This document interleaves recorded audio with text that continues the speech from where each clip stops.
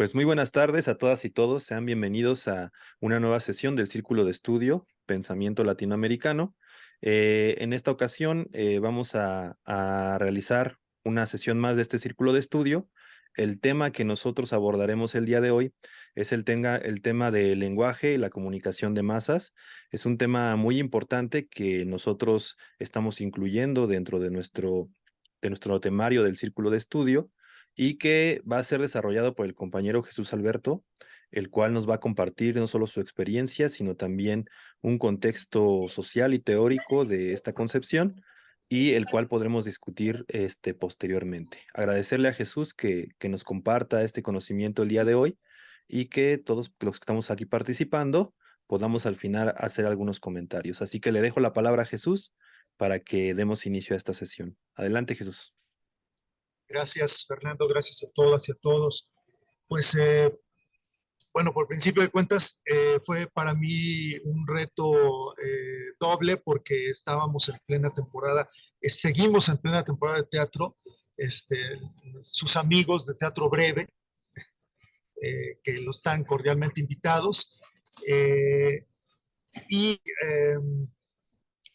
sobre todo porque es un tema que me sigue, es un tema que es la tercera ocasión que me hacen la invitación para que hable de este tema. Una vez ocurrió en el TEC de Monterrey, otra vez en una escuela pequeña donde di un par de clases sobre guionismo. Y, bueno, es curioso, ¿verdad? Que de pronto se me considere yo, cosa que agradezco, para exponer sobre un tema como este. Desde luego, tengo antes que decir, reconocer que yo no soy un experto específicamente en la cuestión del lenguaje, en temas de lingüística, de semiótica. Desde luego he tomado muchos cursos en la licenciatura, después también en el posgrado, porque mi posgrado en urbanismo estaba dentro de las áreas humanísticas. Entonces, pues desde luego la semiótica, los distintos lenguajes de las distintas expresiones artísticas, la arquitectura, los medios de comunicación, desde luego, son temas bien interesantes, bien relevantes para mí, pero yo no puedo desde ningún punto de vista considerarme un experto en esto porque pues el tema realmente merece toda una vida de investigación y de trabajo académico y al respecto. Yo en realidad, como todos ustedes saben, y lo he dicho aquí desde el primer día que me invitaron a participar, que me siento honrado de participar con ustedes en este espacio, yo realmente me he dedicado a la práctica de la comunicación, que es algo que es un campo muy distinto, ¿no?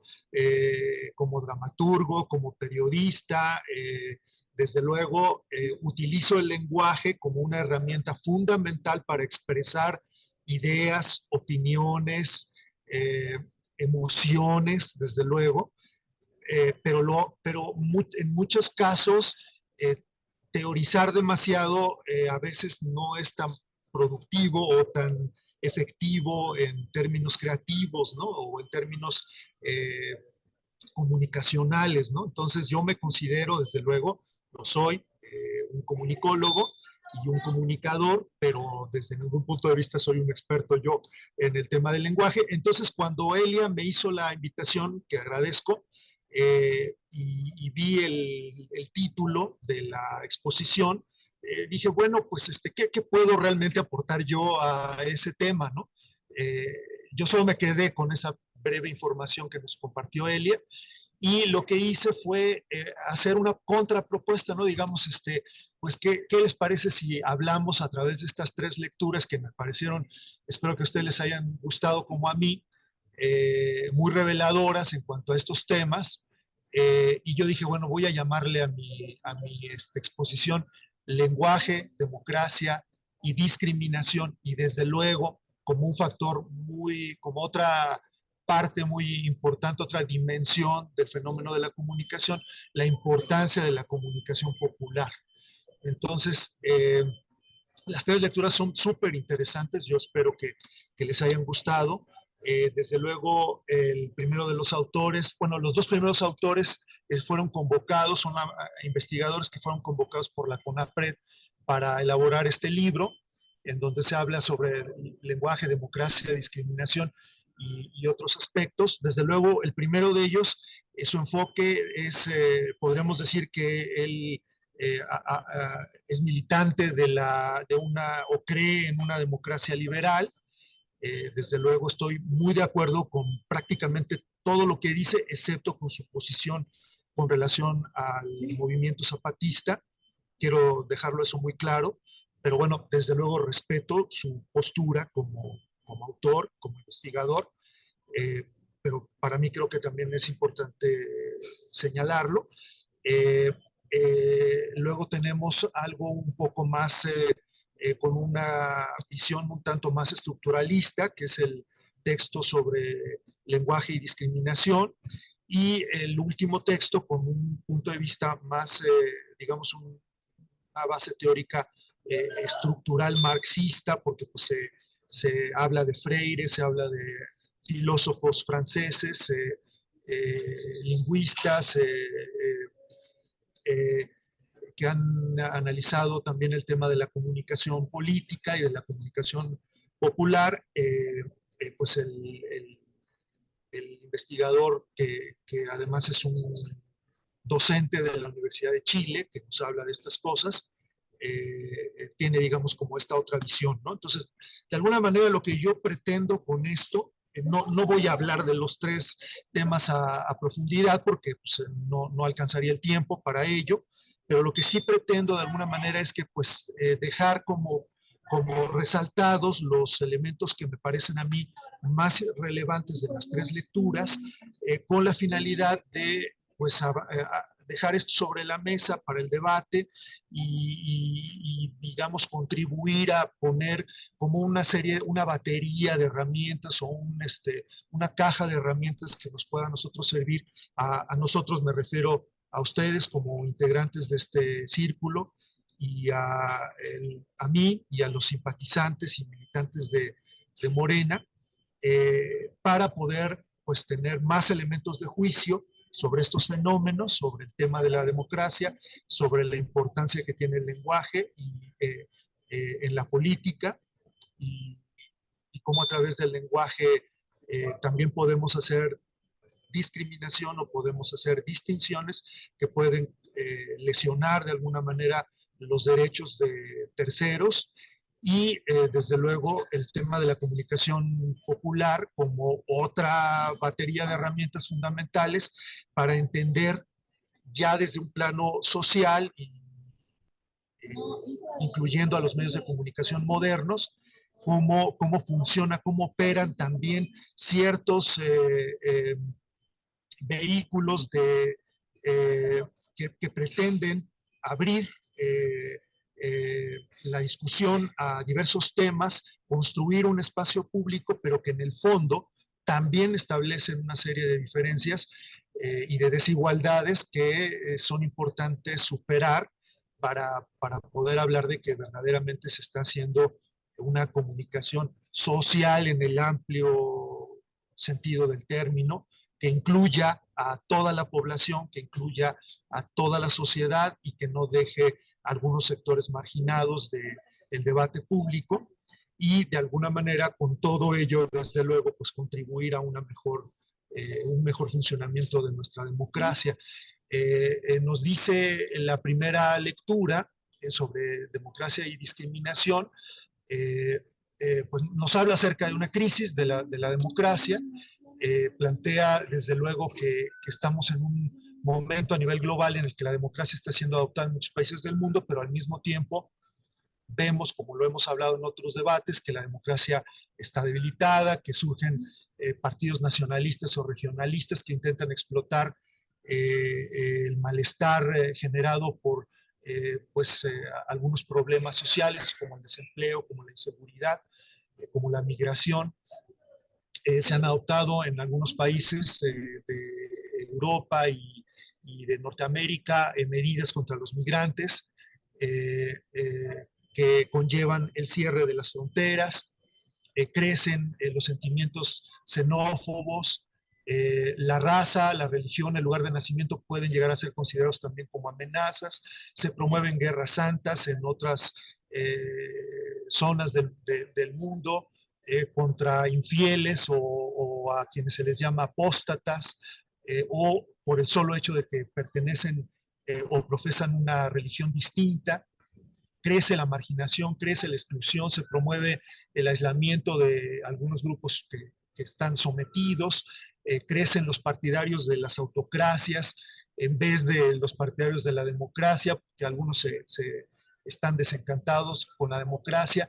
En términos generales, lo que nos dice el autor, pues es que el retroceso es a nivel global. Y él dice, la democracia, basándose en Aristóteles y en lo que fue el ideal de la antigua Grecia, en realidad la democracia tendría que ser todo lo contrario a la discriminación. El ideal, uno de los tres grandes ideales de las democracias liberales, libertad, igualdad y fraternidad, uno de ellos es justamente la igualdad, pero ¿por qué no la estamos consiguiendo? Bueno, es lo que trata él de decir, y de alguna manera retoma a Aristóteles para recordar que una de las herramientas fundamentales para la política es el lenguaje, el lenguaje como factor esencial de una práctica democrática, que para Aristóteles tenía un doble sentido, tanto en términos de la capacidad que tenemos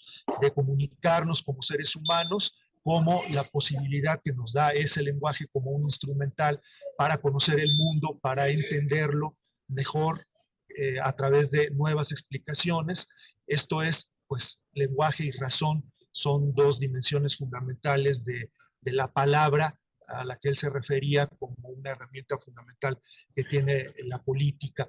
Él hace un recorrido interesantísimo, o por lo menos a mí me pareció así, sobre esta idea de democracia griega que había la participación de un conjunto de ciudadanos, el concepto de ciudadanía, y hace un recorrido histórico desde la antigua Grecia. No me voy a detener en ello, pero ustedes seguramente lo habrán leído, y es sumamente interesante ver cómo va confrontando pues él esta necesidad de igualdad y diciendo, bueno, ni siquiera en ese momento ideal en el que se dieron los griegos la posibilidad de reunirse en una asamblea para discutir los asuntos públicos y de viva voz ahí expresarlos y hacer uso cada uno de ese instrumental que tenían, que era la palabra. Ni siquiera en aquel momento había la posibilidad de una igualdad real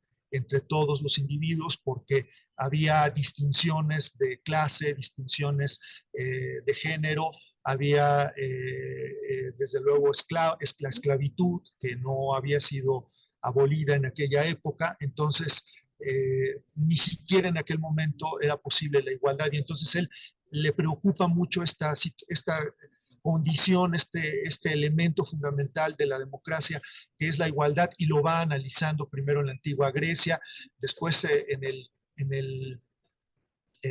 con los estoicos, que desde su punto de vista fueron los primeros en hablar de igualitarismo, después con el cristianismo, cuál era el concepto de todos hermanos, hijos de un mismo creador, pero al mismo tiempo permitiendo el cristianismo grandes desigualdades y discriminaciones sociales y políticas,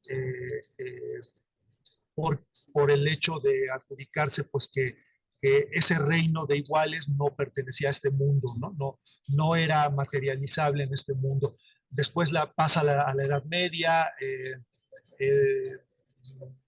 trae a colación a Marsilio de Padua, un filósofo italiano, teólogo, precursor del Estado laico, que fue el primero que defendió frente al poder papal la autonomía de un poder político independiente del poder eclesiástico. Habla desde luego del Renacimiento, luego de la Reforma Protestante, del surgimiento de poderes absolutistas en los países europeos, de las revoluciones liberales, hasta llegar finalmente a la discusión sobre si los derechos humanos, con solo mencionarlos, nos garantizan ya en la época moderna, en las democracias modernas, una auténtica igualdad social. Él nos dice que los movimientos de la izquierda socialista y popular han calificado a estos derechos como abstractos, ya que para ser reales se necesita contar con recursos para poder gozar realmente de estas libertades. Entonces, realmente, como lo planteaba Marx, esta democracia que plantea la posibilidad de igualdad es realmente solo formal y representativa, no es real, y para ello se requiere pues, hacer uso de un Estado social y democrático, nos dice el autor, que es lo que ha permitido en algún momento de la historia, después de las dos grandes guerras del siglo XX, de alguna manera paliar o hacer sociedades un poquito más igualitarias. Dice, aún a pesar de la Declaración de los Derechos Humanos, ¿qué sucede en el mundo moderno? Que todavía tenemos quienes creen que es correcto el colonialismo, que se puede admitir el machismo, la esclavitud, la discriminación política, la exclusión de los desposeídos, incluso la homofobia. Nos habla de sus conceptos de discriminación, dice que discriminar es distinguir o diferenciar entre un conjunto de cosas o de ideas, y discriminación, en cambio, sí tiene un sentido negativo, moral y jurídicamente, ya que discriminación conlleva el hacer a un lado a determinados grupos que no tienen los mismos derechos o que se considera que no deben ser tratados de la misma manera, ya sea por diferencias físicas, mentales, étnicas, culturales, sociales, económicas, religiosas o de cualquier otra índole.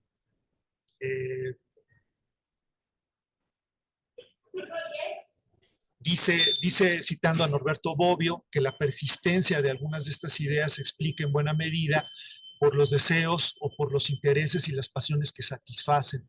De ahí que sea tan difícil erradicarlas. Y desde luego porque muchas de estas ideas están arraigadas también, como lo vemos en la siguiente lectura, eh, eh, por procesos irracionales, ¿no? Por procesos emocionales, están ligadas fundamentalmente a emociones, y eso también es algo que hace difícil combatirlas, ¿no? De la lectura de lenguaje y discriminación, bueno, pues yo retomaría como factor central el hecho de que el autor nos habla de que el lenguaje es palabra y es pensamiento, es expresión de nuestros sentimientos, es una herramienta para conocer el mundo y una herramienta para actuar en él, y maneja tres hipótesis sobre el lenguaje y la discriminación que de alguna manera pues también ayudan a entender cómo sucede, ya no solamente desde el poder, sino también a través de cómo utilizamos nosotros el lenguaje para organizar el mundo. Nos habla de pues la incidencia que también puede tener el lenguaje. El autor nos dice, el lenguaje no es exactamente el origen de las discriminaciones. Desde luego, las discriminaciones tienen una base material. Fundamentalmente están fundadas en la manera como estamos organizados como sociedades, pero el lenguaje lo que sí hace, dice él a través de estas tres hipótesis, lo que el lenguaje sí hace es revelar esta forma de organización, esta visión que tenemos del mundo, y en buena medida llega después de que ya se tomaron las decisiones políticas, a fundamentar o a sustentar de alguna manera, a reforzar socialmente estas desigualdades, ¿no?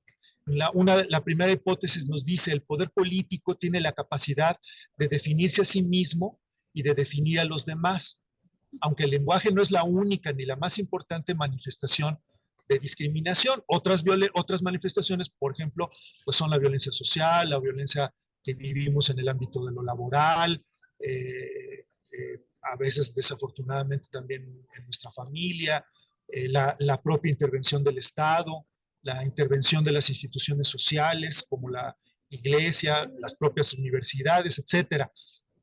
Nos dice, como segunda hipótesis, primero se produce una desigualdad social y luego se da una marginación lingüística.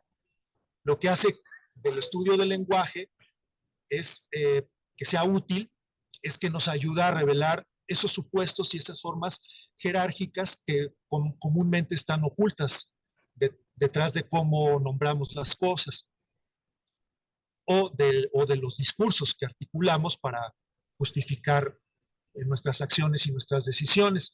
Y tercero, dice, el lenguaje influye en cómo percibimos la realidad. Las normas culturales y las pautas lingüísticas se desarrollan a un mismo tiempo y ejercen influencias mutuas, ¿no? Y luego nos da una serie de ejemplos muy interesantes, ¿no?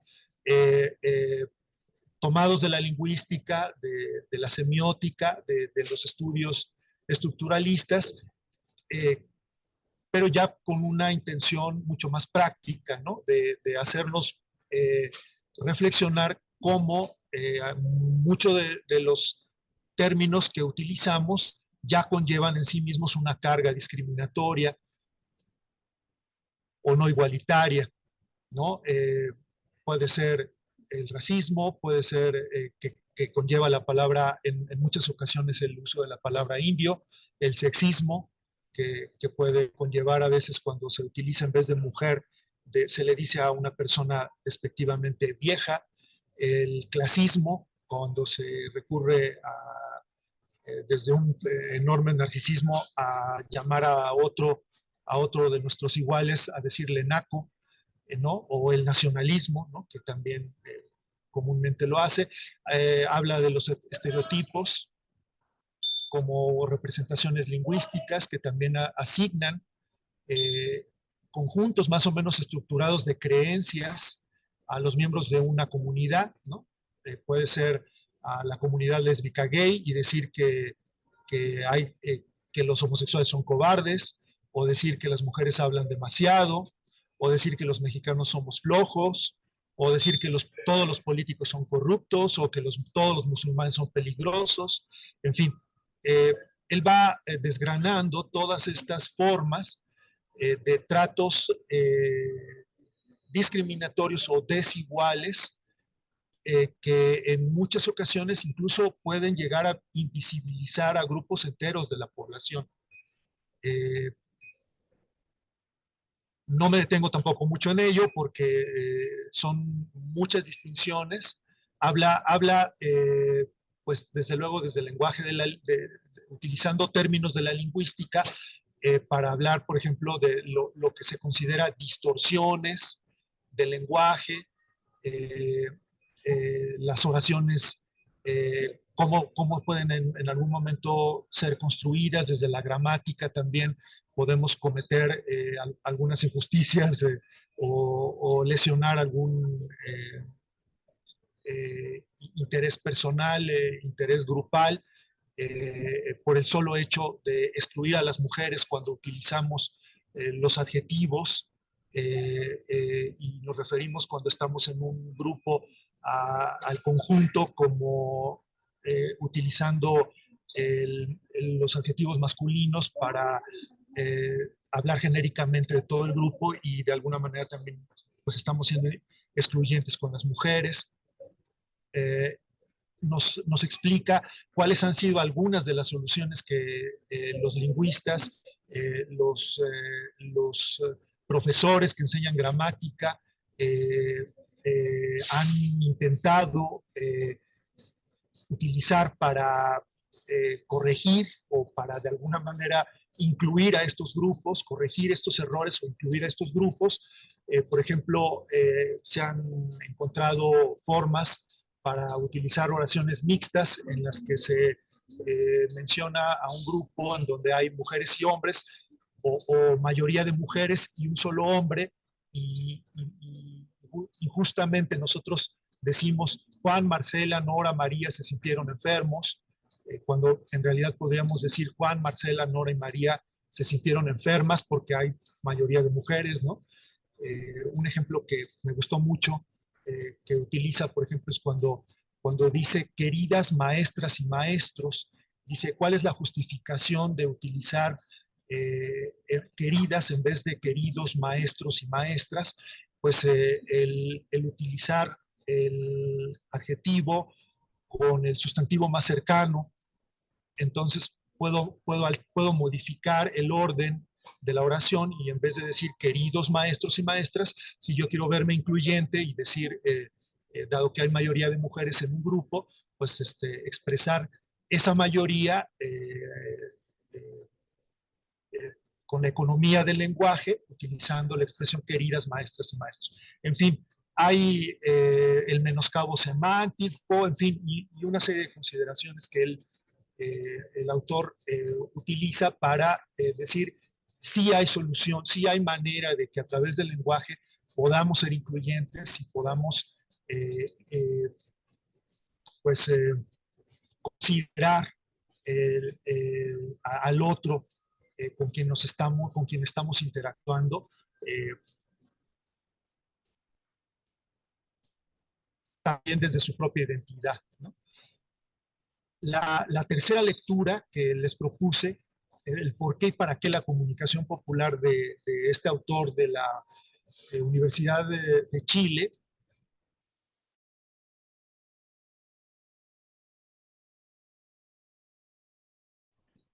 conflictivo, que reconoce el conflicto frente a una oficialidad comunicativa institucional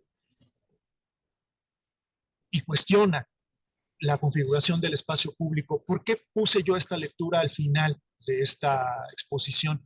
Porque me parece que más allá de lo que nos revela el lenguaje, también los medios de comunicación ya como un dispositivo mediador, digamos, entre el poder y la sociedad, y esto es lo que creo que revela muy bien Moisés Valenzuela en su ensayo, eh, también ejercen un cierto tipo de discriminación por el solo hecho de que a la hora de que conforman una opinión pública o intentan construir un espacio de lo público, dejan afuera a todos aquellos que desde su punto de vista, o dejamos afuera, yo como comunicador me incluyo, dejamos afuera a todos aquellos que en apariencia, esto es solamente aparente, no tienen una competencia comunicativa.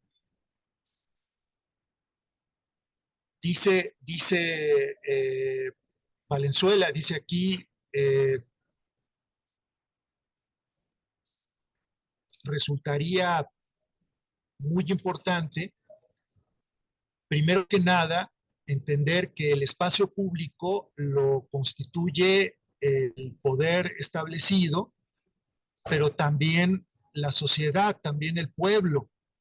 Y, y, y desde luego es el pueblo el que puede de alguna manera exigir que ese espacio incluya a todos aquellos que han quedado relegados de de las decisiones públicas. Dice, para ello nos da algunos elementos que creo que vale la pena poner la mesa de discusión. Es primero que nada indispensable entender que en todo ejercicio de comunicación en el ámbito de lo social existirá siempre desacuerdo. Si admitimos que hay un desacuerdo, pues ya podemos partir de allí a tratar de utilizar el lenguaje, la palabra, para, para definir qué entiendo yo por tal cosa y qué entiendes tú por este concepto, por este mismo concepto, y tratar de alguna forma de llegar a un acuerdo. Por ello, dice, es necesario también litigar estos procesos a los que él denomina como procesos dominantes de identificación o de creación de identidad. Dice, es necesario hacer posible la política. Y dice, para mí, siguiendo, como les decía yo, las ideas de Freire, de Hannah Arendt y de algunos otros autores franceses, filósofos franceses, dice, para mí de suma importancia entender que el proceso de comunicación no puede existir sin la comunicación popular, porque los dos están estrechamente ligados a la política, ¿no? También habla de Aristóteles, también habla, como lo hizo el primero de los autores, coincide pues en la naturaleza discursiva del lenguaje, la importancia que tiene para la política.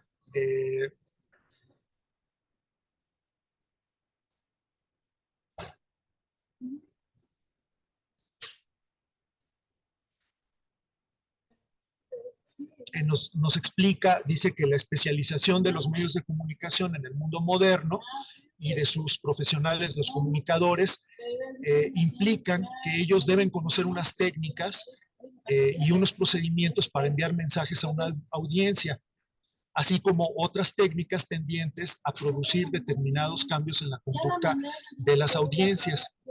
En un segundo nivel, también esos mensajes pueden estar respondiendo a cuestiones ideológico-discursivas.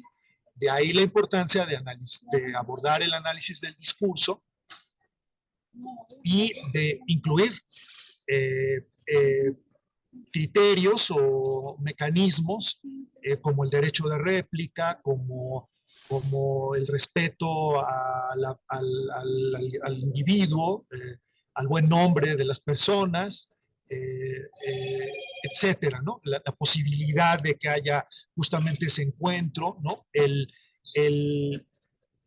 decidir quién es un ciudadano y quién no.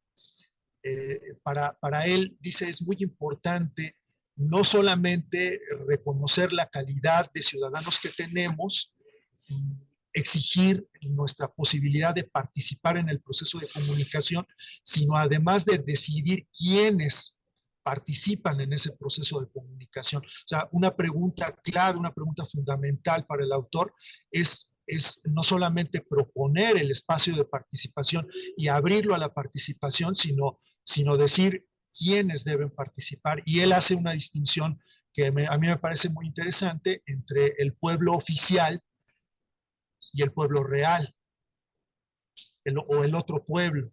Dice, desde esta visión que en el fondo también es pedagógica, es necesario entender que la comunicación tiene un antagonista indispensable, que es el otro pueblo, porque muchas veces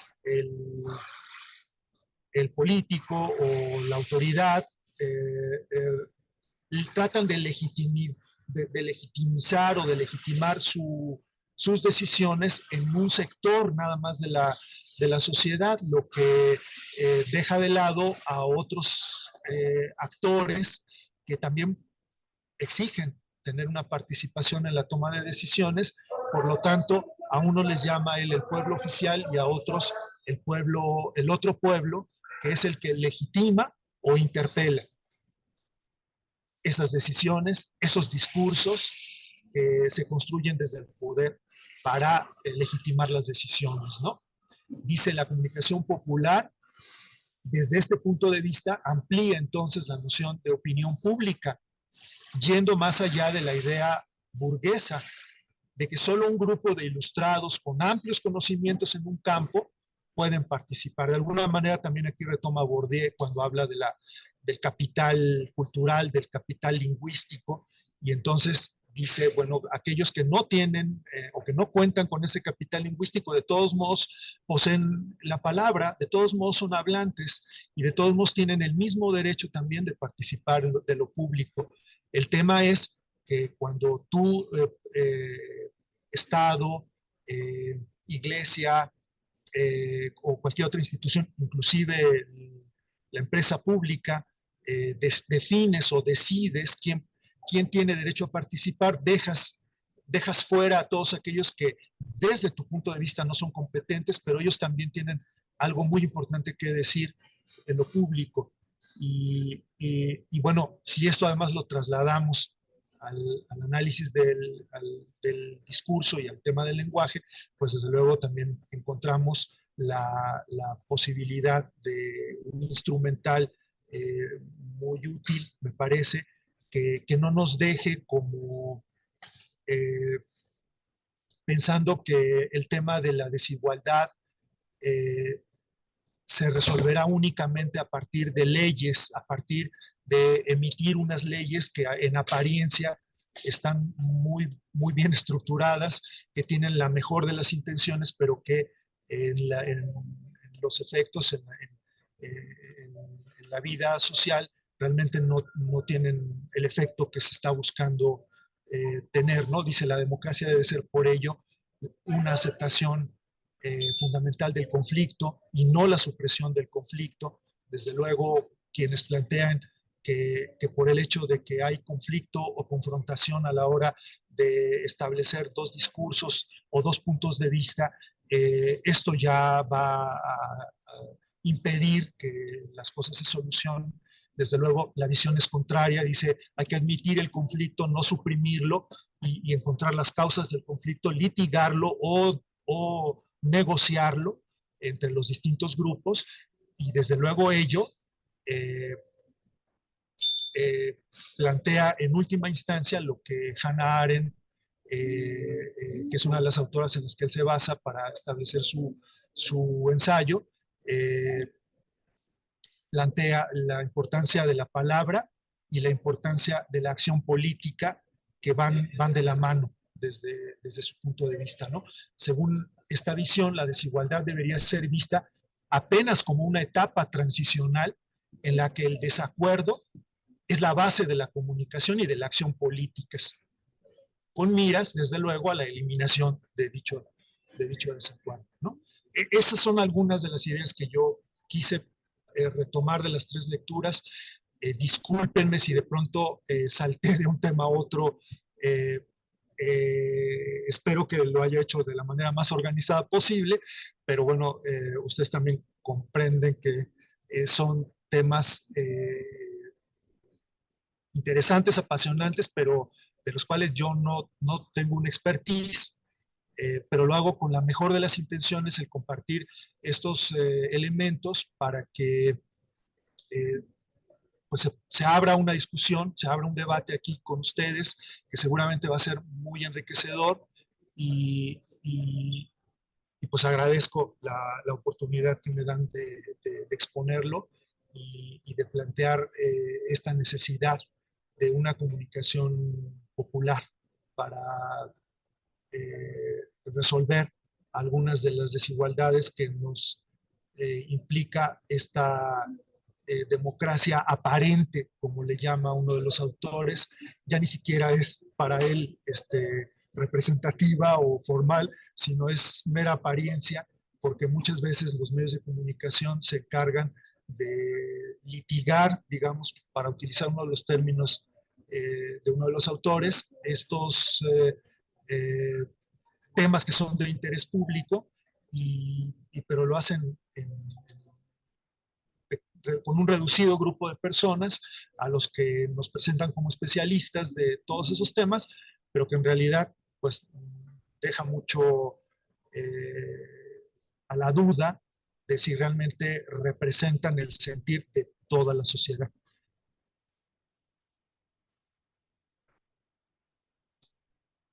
Muchas gracias.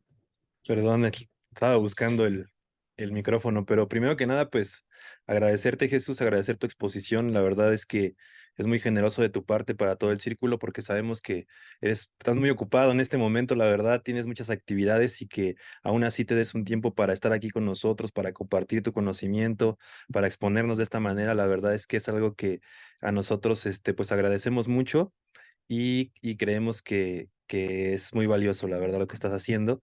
Y por otro lado, el tema de los expertos, pues realmente comentarle también a todos los que nos observan, nos ven por aquí, por esta plataforma, que precisamente este espacio no es un espacio que pretenda tener expertos en las materias y que nos puedan irradiar el conocimiento, sino más bien es un espacio colectivo en donde intentamos de alguna manera, a partir del diálogo, pues establecer un conocimiento común y poder ir definiendo o estableciendo algunos criterios y eso es lo importante, ¿no? Y finalmente espacio lo construimos así, pero pues sin lugar a duda lo que nos acabas de exponer da para mucho y es ahora donde voy a abrir el debate, los comentarios para que podamos platicar en conjunto sobre él. Creo que ya tiene por ahí levantada la mano Eli.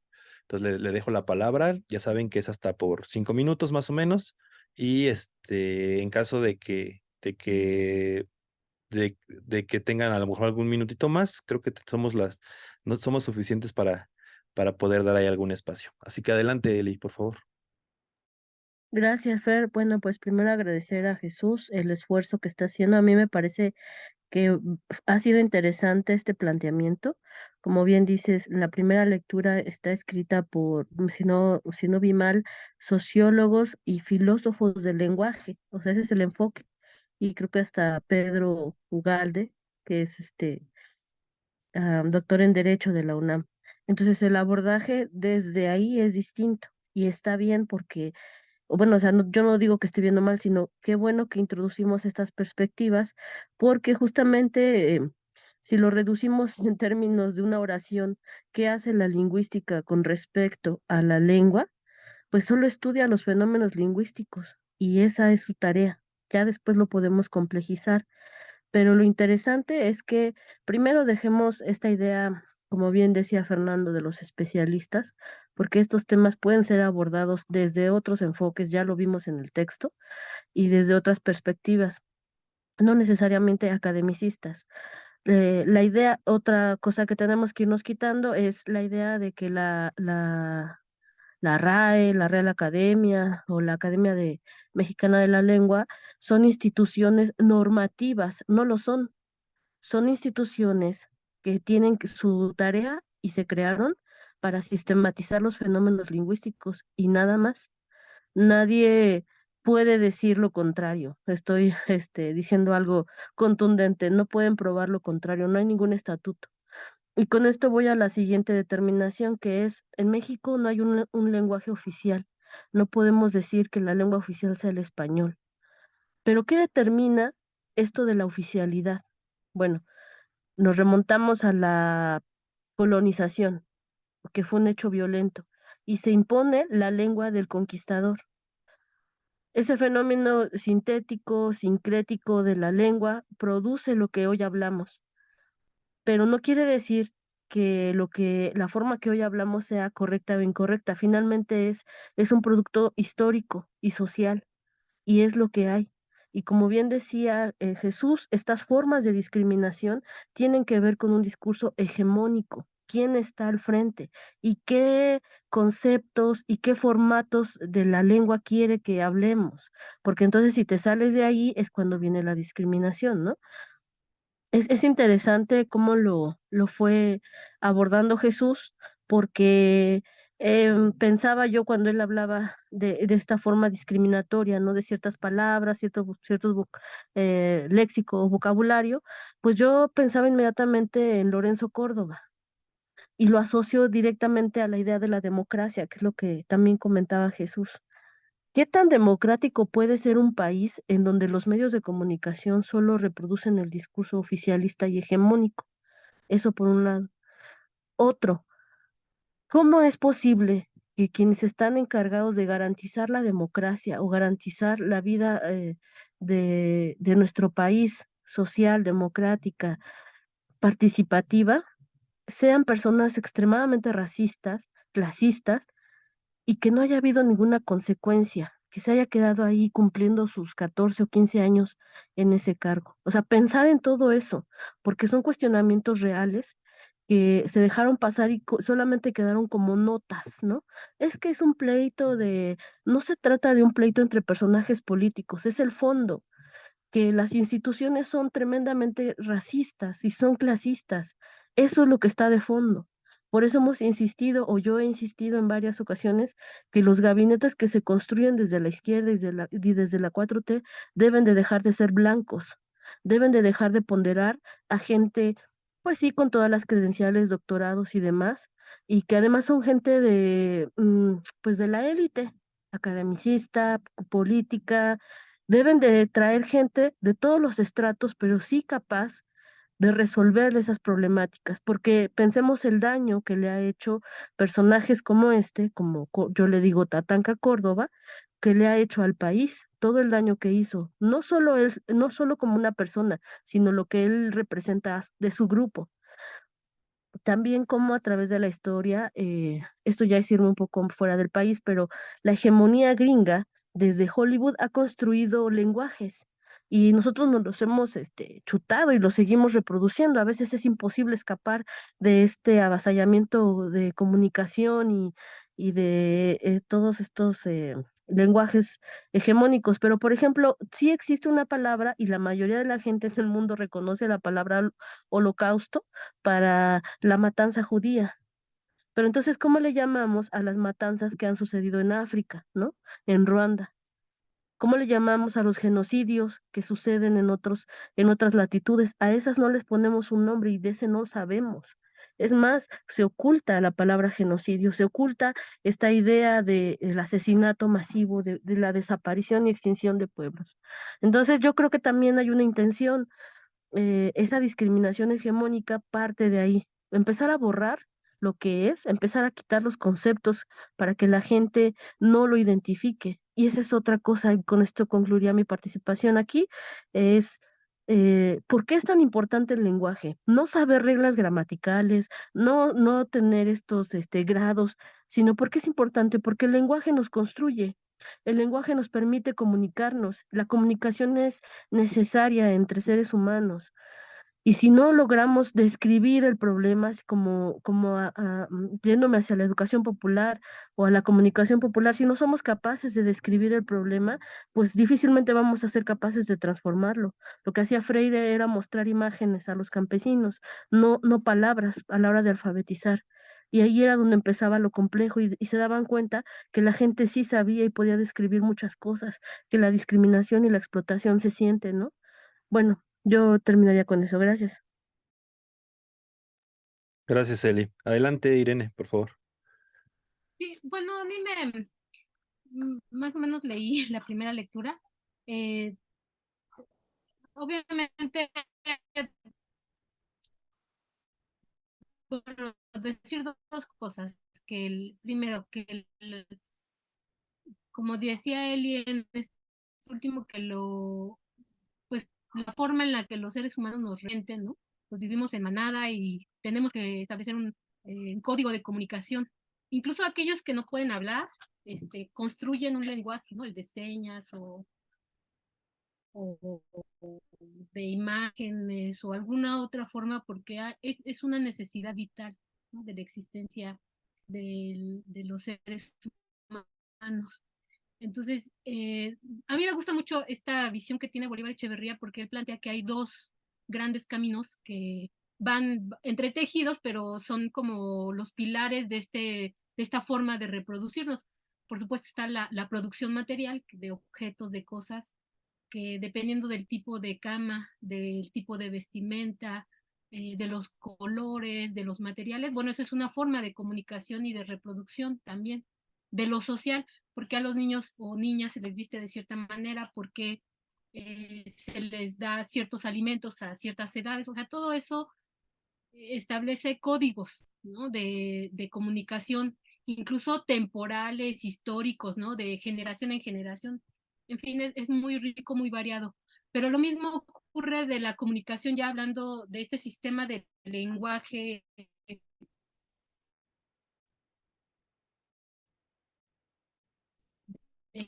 esta expresión hablada, ¿no? De seres humanos.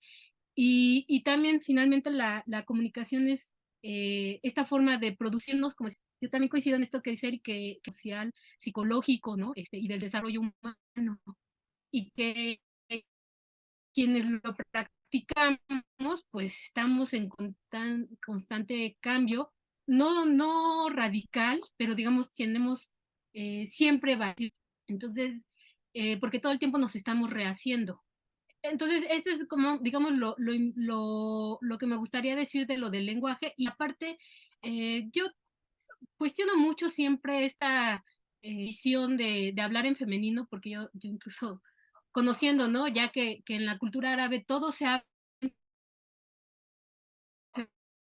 en femenino, porque hay una relación patriarcal extrema en donde un hombre controla a un colectivo de mujeres, y esto es el harem, los conceptos en lo femenino. Entonces, hablar en femenino no es sinónimo de reconocimiento de la mujer. Lo que sí ocurre también, y también que hay que reconocer, es que cuando esto Jesús nos decía, ¿no? Cuando hablamos de nosotras, aunque solo haya un hombre y la mayoría somos mujeres, pues ocurre que hay ciertas incomodidades, ¿no? Pero porque esas incomodidades están construidas en un lenguaje, en este caso, de lenguaje generalizado en México, ¿no? El español, en donde, pues sí es patriarcal, sí tiene ciertas relaciones de poder y económicas que están controladas, no totalmente, pero en su mayoría por hombres, y bueno, todo esto que ya sabemos. Entonces sí hay, digamos, hay que reconocer que también hay comodidad, ¿no? Por la historia, relaciones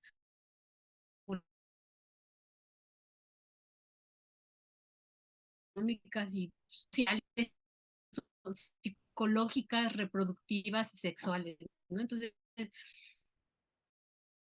esto también hay que reconocerlo, pero lo es que justo eso, o sea, que el lenguaje, la primera lectura, cuando empieza a hacer el recuento de qué es la democracia, dando los estados y las normas políticas y las leyes y los derechos humanos y la ONU, y realmente sí hay un sesgo muy grande en esta lectura de los autores, porque prácticamente la izquierda es autoritaria, violenta, y la democracia occidental pues tiene cosas muy buenas, pero que aparentemente no están resultando y que tiene fallas, ¿no? En la actualidad.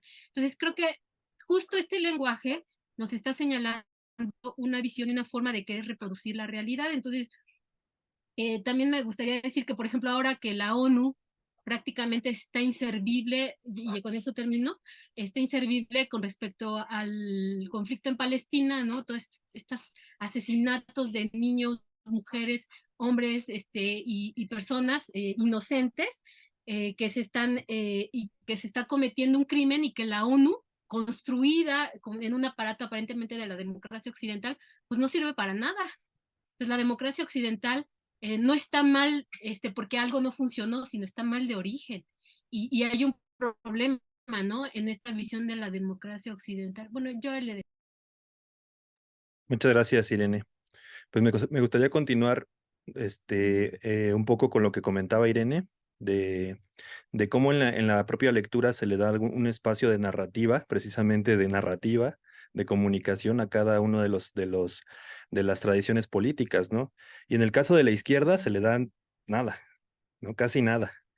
E inclusive se plantea que así lo ratifica el autor, ¿no? Dice, se ha demostrado que esta idea de los comunismos, del socialismo del siglo XX, no era la correcta. Y dice él, la realidad estaría en complementar la libertad, ¿no? O sea, como que toda la narrativa previa, a pesar de sus fallos, digamos, tiene planteamientos importantes que solamente deberían ser complementados, ¿no? Este es el planteamiento básicamente del autor. Y lo que sí, de alguna manera no concuerdo tanto es que el espacio que haya sido dedicado a hablar sobre la visión, por ejemplo, socialista, se haya limitado a muy poco, ¿no? Tal vez por el desconocimiento del autor, pero hay elementos que podrían hablarse del lenguaje en esa tradición que serían muy interesantes. Y el primero, pues está en Marx, ¿no? En Miseria de la Filosofía, él tiene una frase muy relevante que habla sobre cómo la concepción del lenguaje y realidad se establecen, ¿no? Cuando él hace la crítica a los socialistas franceses que se quejan de David Ricardo, ¿no? Diciendo, hoy es un cínico porque iguala sombreros con personas, ¿no? Y lo que les dice Marx es, bueno, lo que ellos dicen es que piensan que el cinismo está en las palabras, ¿no? Y no en los elementos que permiten que esos eventos se den, o no lo dice tal cual, pero digamos que no en la propia realidad. Entonces dice, bueno, lo que hace Ricardo es ser un cínico, pero está expresando la realidad tal cual es, ¿no? Y los otros se rasgan las vestiduras diciendo que esa forma de expresarlo está mal, pero no se rasgan las vestiduras por ver que en la propia materialidad esa concepción está mal, ¿no? Entonces ya hay un elemento ahí de cómo opera la relación entre el lenguaje y realidad, que el lenguaje muchas veces expresa la forma, o como decía Jesús, de alguna manera expresa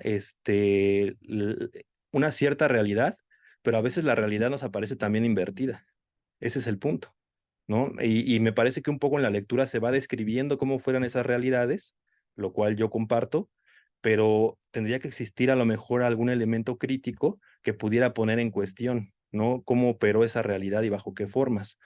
Él hace la analogía, bueno, más bien la relación con la democracia, exhibiendo, por ejemplo, la realidad material, que él dice, no, bueno, la crítica que siempre existió por parte del socialismo fue que no había una relación entre el discurso, la narrativa y una realidad material, no estaban separados. Y bueno, nos va presentando, como ya nos explicó Jesús, cada uno de esos momentos, ¿no? Desde la democracia griega hasta el Estado moderno, ¿no? Hace todo un repaso, digamos, por cada uno de esos eventos. Sí es interesante hacer el repaso histórico, pero sí me parece, y eso ya es una percepción que tal vez que yo tengo, que se quita a veces este elemento crítico, ¿no? De la constitución del Estado moderno y presenta a la democracia liberal como todos los elementos negativos, como no intrínsecos a ella, ¿no? Sino como eventualidades que fueron ocurriendo durante la historia o al paso de la historia, pero que entonces deberíamos complementar. Creo yo que ahí hay un debate interesante. Y ya para concluir, bueno, el asunto de cómo el lenguaje va, la gran disputa sería entonces pensar, el lenguaje crea la realidad, ¿no? Que esta sería como la idea que se mantiene no solo a lo largo de las narrativas, si el lenguaje está creando la realidad o es, está en o es la realidad, que esa sería la otra tesis, ¿no? Que de alguna manera el lenguaje va narrando e interpretando esa realidad. No sé si me puedo explicar bien aquí, pero eso, digamos, sería un cuestionamiento interesante, ¿no? Pensarlo de esa manera. Yo aquí lo dejo. Creo que Gabino tenía la mano levantada. Adelante, Gabino. Sí, gracias, saludos a todos. Pues sí, comentar algunas cosas nada más. En primera, con relación al lenguaje, o sea, sí considero que efectivamente, eh, y considero que el lenguaje es utilizado de manera incorrecta, adrede, ¿no? Precisamente para generar confusiones y no poder, este, pues, llegar o poder analizar correctamente la realidad, ¿no? Por ejemplo, yo creo que en este círculo de estudio incluso nos ha pasado, ¿no? Hemos tenido varias sesiones sobre el tema de la democracia, ¿no?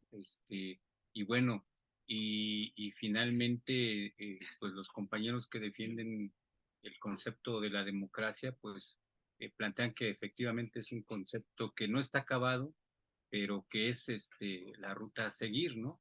Cuando en términos reales, pues la democracia prácticamente no representa una parte, ¿no?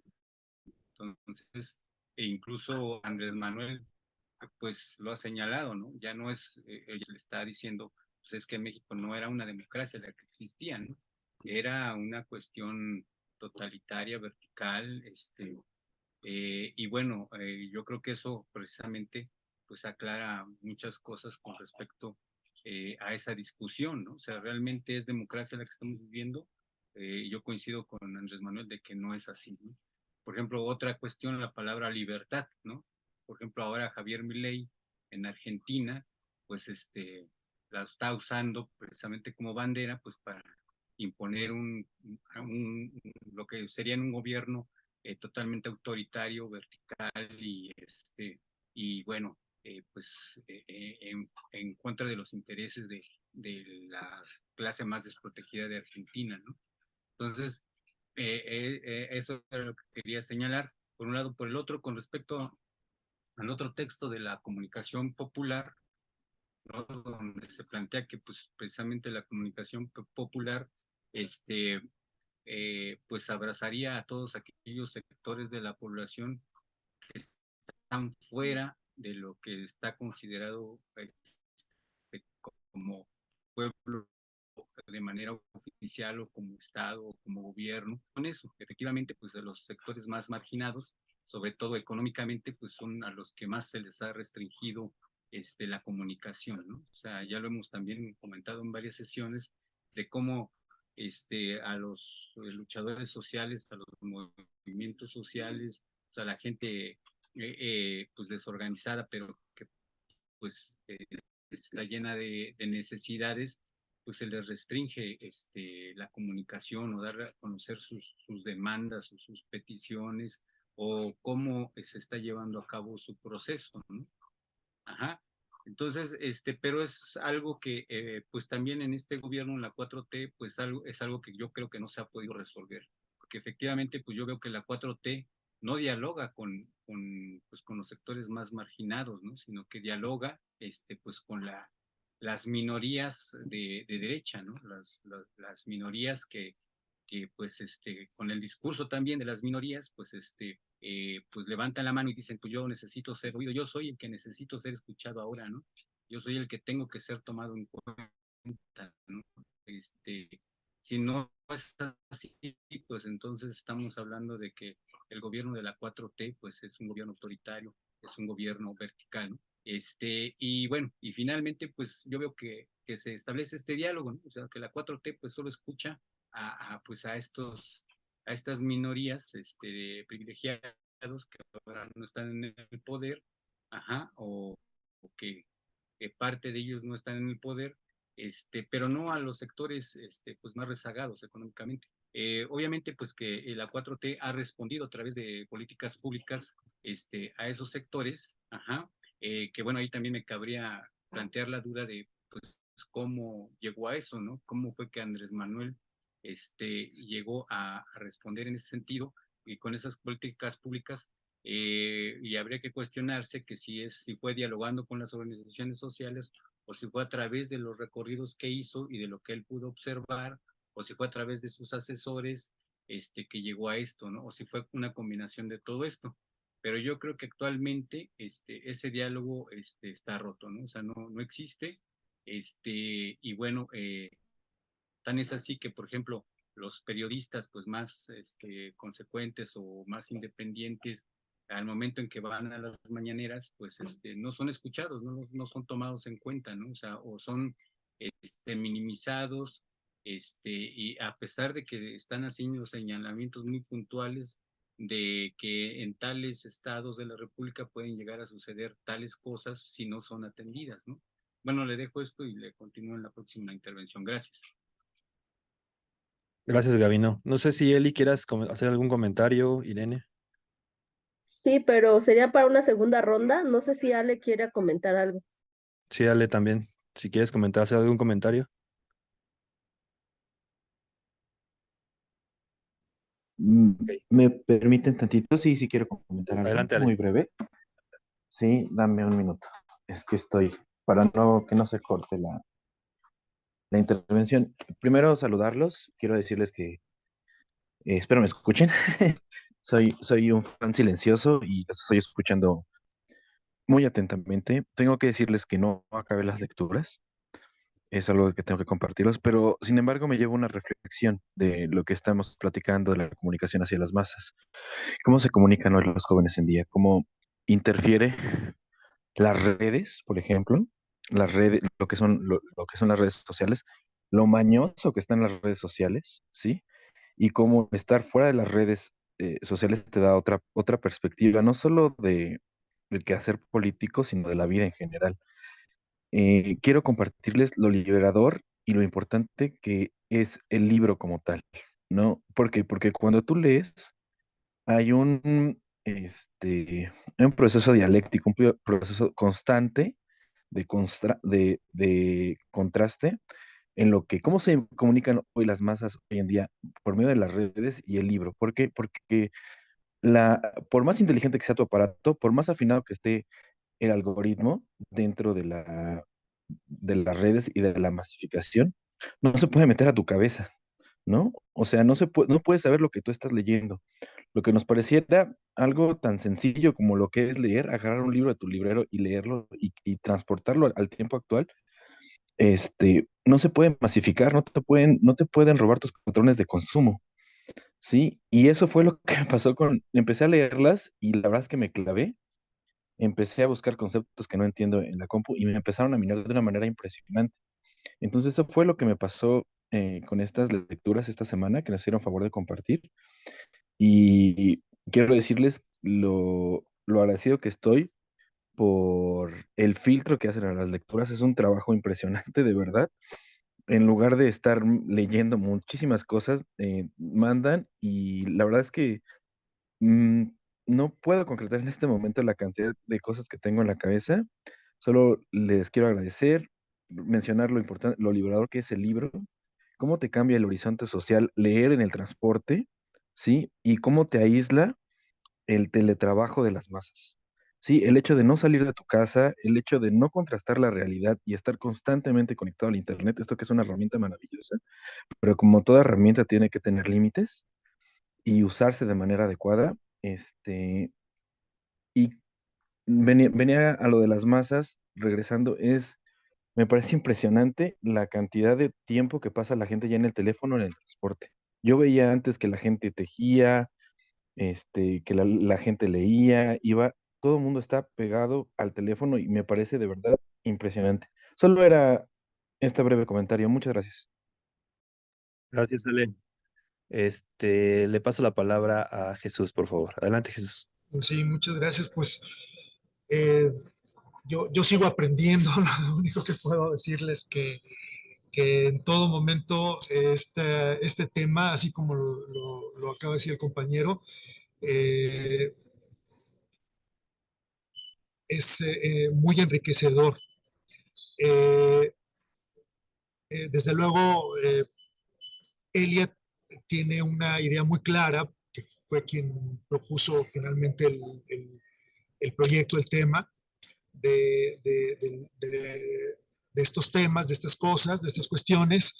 Yo lo que puedo, pues, digamos, aportar en este momento a lo que se ha comentado, eh, es que espero que verdaderamente los tres discursos o los tres textos que aquí les propuse comentar, leer y comentar, pues puedan establecer también entre ellos un diálogo, ¿no? Desde luego cada autor tiene una visión distinta de las cosas y desde luego cada autor aborda el problema del lenguaje, de la desigualdad y de la democracia de manera distinta. Y yo creo que eso es lo que también puede ayudar a enriquecer. Preguntabas, Fernando, tú una pregunta que creo que es clave en todo esto. Si el lenguaje crea la realidad o es expresión de la realidad, de alguna manera yo comentaba que el segundo texto, el de Héctor Islas, que es licenciado en filosofía por la UAM, eh, de alguna manera en sus hipótesis sí planteaba que el, el lenguaje viene después, como a reforzar, una vez que ya establecimos una determinada organización, una vez que se tomó una decisión política, digamos, el lenguaje viene como a reforzar ese orden establecido. Lo que pasa a la hora de analizar la lingüística, y como muy bien lo señaló Elia, eh, hay muchas palabras que ya no conocemos su origen, muchas expresiones o muchas frases que bien vale la pena precisamente que existan estos estudios sobre la lingüística, sobre la gramática, etcétera, sobre la semiótica, que nos aporten más sobre el origen de cómo una expresión pudo convertirse en una expresión de uso común, y de alguna manera entonces sí llega a definir o a influir en un futuro o en un presente, en la manera como vemos el mundo. No sé si eso de alguna manera logra responder la pregunta, Fernando, porque, por ejemplo, yo leía a Foucault, Las palabras y las cosas, un poquito antes de venir al debate, y Foucault pues es bien complicado de entender. Yo no todo, debo reconocer que no entiendo todo lo que dice Foucault, pero por ejemplo, él hablaba del lenguaje como un vehículo para el conocimiento, y él define el lenguaje como una mediación necesaria para todo conocimiento científico, que quiere manifestarse como discurso, como para todo conocimiento científico que quiere convertirse pues en un discurso. Y desde luego yo creo que para nosotros que vivimos en este mundo tan tecnologizado, como lo decía el compañero, el hecho de poseer el habla, esto que distinguía Saussure entre lenguaje y habla, para nosotros ya es tan natural el poder decir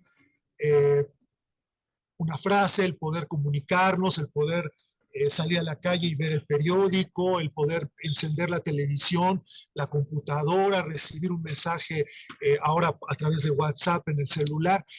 Todas son acciones ya tan comunes en nosotros que se vuelven tan cotidianas que muchas veces no nos detenemos a ver la repercusión que puede tener el lenguaje en nuestras vidas o en cómo vemos el mundo, ¿no? A base de la repetición de una determinada expresión, una palabra se puede llenar de contenido o vaciar de contenido. Lo menciona Héctor Islas, por ejemplo, cuando habla de ojalá, ¿no? Cuando menciona la expresión ojalá, que él dice, esto viene de siglos de ocupación árabe en España y es una palabra que se quedó en la lengua española, que a pesar de que nosotros heredamos una religión católica como producto de la cultura española y de la conquista española en las Américas, de ningún modo quiere decir que cuando la utilizamos no estamos queriendo decir lo que en su origen dice, que es, en realidad es, quiera Alá. Es una expresión, pues que si yo la utilizo y viniera un musulmán o un europeo de aquella época, pensaría que yo, si yo la utilizo, pensaría tal vez entonces que yo en vez de ser católico soy musulmán, ¿no?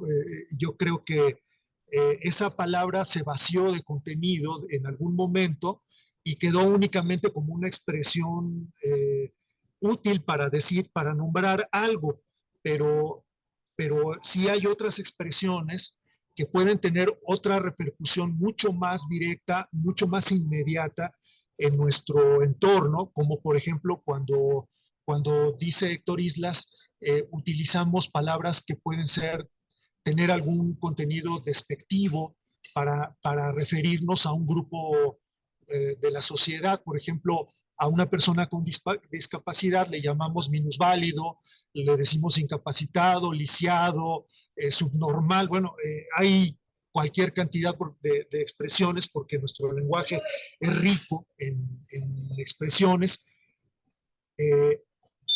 y de alguna manera esto se puede repercutir a la hora de que lo repiten los niños o lo repiten los jóvenes o lo repiten la sociedad en general en una manera de ver a la persona con discapacidad eh, como si tuviera un defecto, como un no igual. Yo recuerdo cuando hice mi servicio militar que me tocó un instructor muy agresivo que el primer día me llamó fuertemente la atención. Pues yo tenía en aquel momento 18 años y tuve que ir a hacer el servicio militar y estar ahí horas en espera de que me dijeran si era bola negra o bola blanca, ¿no?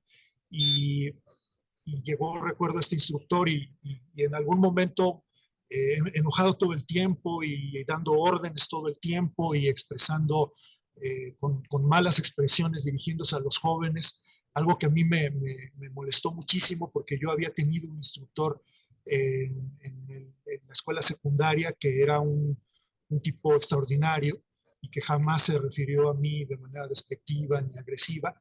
En cambio, este instructor llegó ahí y en un momento de su enojo nos pidió a todos que formáramos una fila y luego hizo una segunda fila y él dijo, aquí se van a parar todos los inútiles a la nación, todos aquellos que tienen el pie plano, que no alcanzan la estatura suficiente, etcétera, que tienen alguna enfermedad y no van a poder hacer el servicio militar, y los exhibió frente a todo el grupo. Lo recuerdo muy bien porque yo tenía 18 años y a mí me indignó enormemente esa situación hecha por un instructor del ejército para referirse. Yo creo que en el momento en el que el ser humano pierde esa dimensión de que nuestra capacidad de utilizar el lenguaje y el aparato fónico con el que contamos es una maravilla, poderlo expresar y poder adentrarse en este universo del lenguaje y conocer el origen de las expresiones, el sentido que tienen las palabras, porque no las utilizamos solo porque sí o porque alguien nos dio la orden de que utilizáramos tal expresión. Yo creo que es muy importante por eso y muy revelador las tres lecturas en el sentido de que nos llevan a que haya una intervención de la sociedad en la manera como nombramos nosotros las cosas, en la manera que nuestra visión sea crítica, en la manera como utilicemos el lenguaje. Y creo que es a eso, a lo que se refiere Foucault cuando lanza esta definición en este libro de las palabras y las cosas. Y, y, y desde luego es fundamental, como lo decía Gavino, en este sentido, la intervención de una comunicación popular, de una comunicación que interpele lo institucional o lo oficial, porque la comunicación no es, el lenguaje no está únicamente para dar órdenes, como hacía este instructor. El lenguaje se hizo para enamorarnos, el lenguaje está para socializar con los otros, para negociar, para ponernos de acuerdo con el otro, para considerar las necesidades del otro. Y desde luego el político, desde mi punto de vista, tiene todo que ver, y eso es lo que creo que dicen estas tres lecturas, con la necesidad de acercarse de otra manera al abordaje del lenguaje para pues poder entender a los demás y llegar a esa clase de acuerdos y ser incluyente y con sus decisiones no lesionar los derechos de otros, ¿no? Digamos que eso es lo que yo trataría, ¿no? De decir como una síntesis de lo que se ha dicho hasta ahora, pero desde luego siempre adoptando esta visión socrática de que yo sigo aprendiendo y de que a mí me encanta la posibilidad que me han dado ustedes de discutir estos temas con ustedes en la mesa, porque yo pues, estoy reaprendiendo en todo momento. Muchísimas gracias, Jesús. Le cedo la palabra a Elia. Adelante, Eli. Gracias. Híjole, pues ya, como que son varias cosas que me gustaría decir, a ver si no me hago bolas, si no cantinfleo. Primero que, em, pues habla ahorita Jesús sobre para qué nos sirve el lenguaje, cómo lo utilizamos. Y en esos términos, para comunicarnos lo hacemos. No necesitamos ir a la escuela para comunicarnos, porque efectivamente primero sucede la realidad y luego el lenguaje. Pero gracias al lenguaje podemos describir y profundizar esa realidad o transformarla. Y luego también existe esta, digamos, la derecha ha querido discriminar a Andrés Manuel por su forma de hablar. Y luego sale Violeta Rojas y dice que es doctora en letras, en lingüística, perdón, y ella dice, no, yo creo que más que una defensa de Andrés Manuel, es una defensa de la clase popular que tendría que estarse haciendo desde las letras. El derecho a las personas a su habla, a su idiolecto, porque luego esa es la discriminación, es que tú dijiste, ¿no? Y entonces uno tiene que decirles, ah, mira, lo que pasa es que antes se decía así, pero se comieron la I y ese fenómeno se llama tal, y por eso es que no es incorrecto, sino es solo un fenómeno de la lengua, y ya. Pero ¿qué sucede, por ejemplo, cuando viene la derecha a decirnos durante tantas décadas que el pobre habla como verdulera, por ejemplo, es otra frase, que los pobres no tenemos una forma correcta del habla, esa es una forma discriminatoria. Entonces la gente pensaba, y eso es lo que yo me he sorprendido ahora, que pues ese tipo de términos o de estridencias eran propias de la clase popular, pero no, eso lo vemos en las cámaras. Yo veo cómo se le saltan las venas a Lili Telles, a todas estas mujeres, que además son mujeres casualmente, a las que han puesto a gritar y a espetar cosas de una forma violenta. El lenguaje corporal, el lenguaje verbal es tan violento, pero nadie les puede decir nada. no les refutan esa actitud, esa estridencia, esa violencia. Pero ellas, por ejemplo, sí se burlan del dijiste del presidente, pero el presidente está hablando de una forma popular. Yo no sé si habla así en lo particular con la gente, pero me queda claro que es eso. Discursivamente, entre más utilizas términos técnicos o abigarrados o, no sé, barrocos, creas una distancia con las personas. Y es lo que muchas veces, lo que discutíamos hace ya unos años sobre la interacción con la academia o con los intelectuales, lo que había pasado, que pues nos estaba alejando y que no estaba teniendo este diálogo. Y es que finalmente la forma en que hablamos, el discurso que está en el trasfondo, pues influye en el ánimo de la gente, del pueblo. Si no, si nosotros no vemos, por ejemplo, cuando un discurso que a mí me parece uno de los más memorables que hace con el natalicio de Simón Bolívar, a mí eso me sigue sintiendo muy orgullosa lo que dijo Andrés Manuel, pero sí influyen. Y entonces, antes, por ejemplo, recordemos cuáles eran los discursos de Calderón, de Fox, que eran tremendamente, ay, no sé cómo decirlo, pero eran torpes para hablar. Peña, por ejemplo, no podía hablar sin un script, o sea, no podía estar sin que tuviera un guión para poder elaborar una idea, ¿no? Pero, por ejemplo, eso nunca no se critica de esa manera, se queda como en una anécdota chistosa nada más. Y, por ejemplo, yo trabajé en el INE, en el Instituto Nacional de Evaluación de la Educación, con las pruebas PISA que se traían de la OCDE. Y ahí está comprobado que desde el sexenio de Fox, el detrimento de la comprensión lectora se vino abajo en México. Se exacerbó más con Calderón. Los jóvenes de 15 a 18 años empezaron a utilizar mucho menos vocabulario que el que utilizaba 15 años atrás, de esa misma edad, de esa generación, porque así se mide en 15 años. Entonces, nos damos cuenta que también la política neoliberal, la política incluso más la panista, o sea, ni siquiera estoy hablando del priismo, la panista, lo que quería era quitarle las herramientas del lenguaje.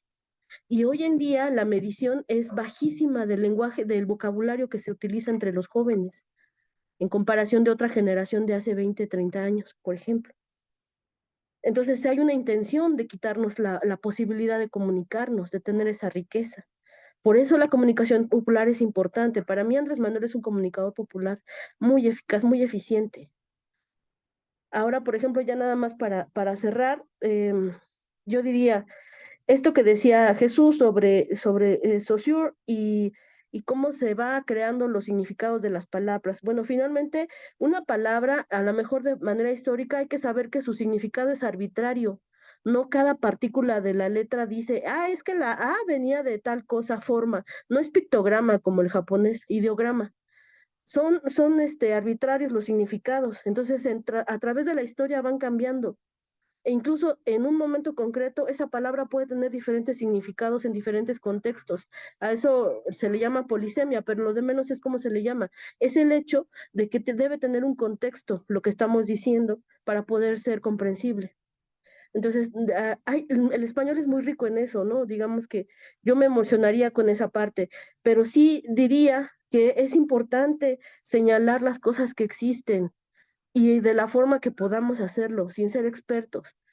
El lenguaje incluyente, ahí yo difiero con lo que dice Irene, porque nos guste o no, va a seguir presente. Las nuevas generaciones, la diversidad, los jóvenes, la juventud, va a seguir haciendo eso porque se dio cuenta que se hace visible a través de ello. Y está bien, finalmente es un fenómeno social. Ya veremos si permanece o no dentro de nuestra Real Academia Mexicana. Y eso sería todo. Muchas gracias, Eli. No, pues de nada, agradecerle a Jesús también que nos pueda compartir su idea de lo que pregunté. Y además, me parece interesante lo que nos comentas, Jesús, porque evidentemente, ¿no? Ya lo comentabas tú, a lo mejor la propuesta de la segunda lectura va en el otro sentido, ¿no? El de decir, bueno, uno no precede al otro, ¿no? El lenguaje no precede a la realidad.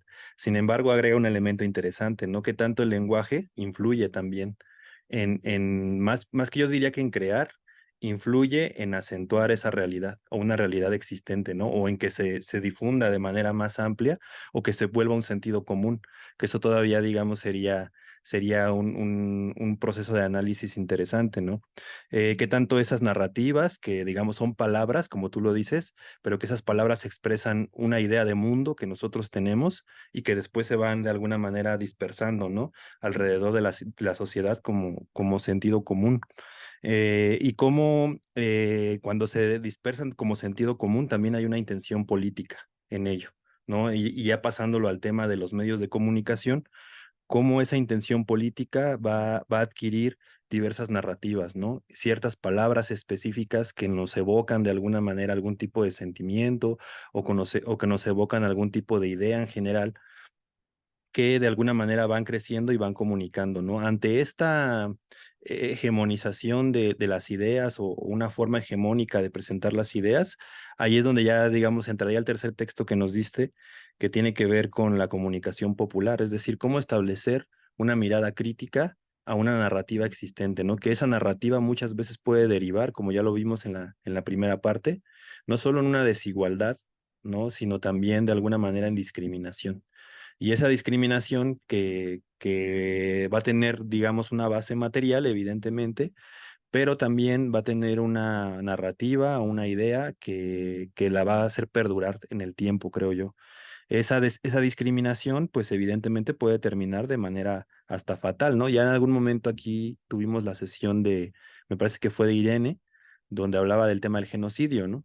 Y se explicaba muy claramente cómo juega un papel importante el querer eliminar al otro, a los otros, va a tener varios momentos, ¿no? Nos decía el autor en aquella sesión que tuvimos, donde uno de los momentos cobra mucha relevancia el tema de la narrativa, ¿no? Es decir, y no solo es el acto material de haberlos eliminado o asesinado a los grupos, sino la narrativa que viene después de ello, ¿no? El eliminar ya no solamente físicamente, sino históricamente o de la memoria, aquello que para ellos se presenta, ¿no? Entonces nos habla de esta relación entre las dos cosas, ¿no? Entre el aspecto material, pero también la idea, digamos, que existe sobre esos grupos. Y eso ocurre, ¿no? Es esta relación que se está dando en la realidad del aspecto material y de alguna manera, por otro lado, la narrativa o lenguaje, la percepción que tenemos de ello. De ahí la importancia de lo que comentaba Elia, y creo que también lo comentaste tú, Jesús, de ir situando, ¿no?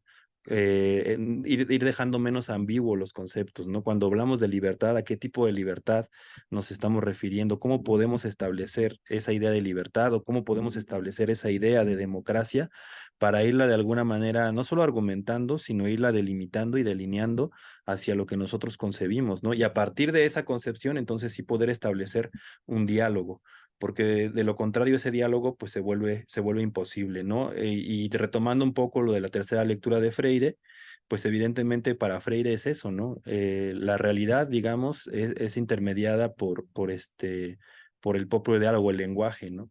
El lenguaje que es la intermediación de la realidad entre personas.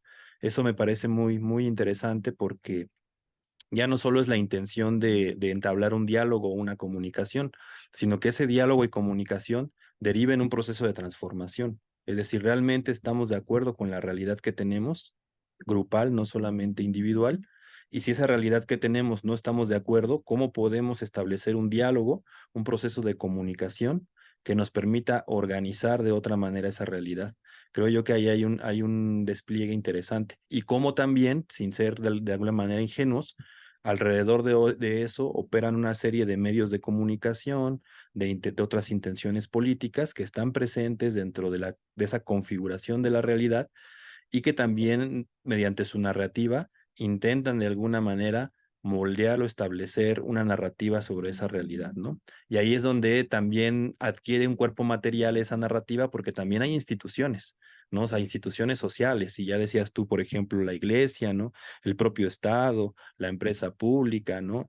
Inclusive otras instituciones que no se presentan como ideológicas, que eso también es un tema interesante. Son instituciones que no se presentan abiertamente como un carácter ideológico, se oculta esa dimensión precisamente porque la intención política es que se tenga que ocultar para no presentarse ante la sociedad como un aparato ideológico, sino más bien como un aparato que permanece neutral ante la sociedad, ¿no? Y a veces hasta científico. Yo ahí dejaría mi comentario. Muchísimas gracias, Jesús. No sé si alguien más quiera hacer un comentario más. Irene, por favor. Sí, bueno, a mí bueno, no lo dije al principio de la intervención anterior, pero realmente el camino por el que nos llevó Jesús, pues es interesante, ¿no? Creo que, bueno, aunque la sesión se había planteado sobre todo para hablar de la comunicación de masas, ¿no? Eh, el uso del lenguaje, me imagino también pensando en lo habíamos comentado creo, porque decíamos, bueno, ya se habrán hecho una serie de campañas y seguramente los medios de comunicación y la definición de las candidaturas.